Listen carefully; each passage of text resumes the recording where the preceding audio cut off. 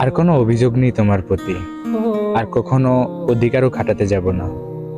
কারণ আমি সবশেষে বুঝে গেছি তুমি আর আমার নও, তুমি এখন অন্য কারোর।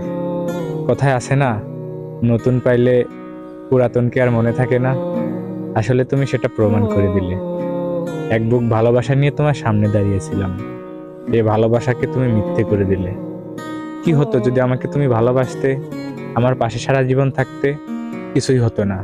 কিন্তু তুমি পারলে না, তুমি বদলে গেছো।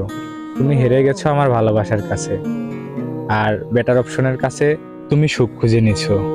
তবে একটা কথা সবসময় মনে রাখবে, একজনের মনে কষ্ট দিয়ে কেউ কখনো সুখী হতে পারে না। তুমি আমাকে যে কষ্টটা দিছো, তুমি কি ভাবছো অন্য জায়গায় তুমি সুখ খুঁজে পাবে? কখনোই না।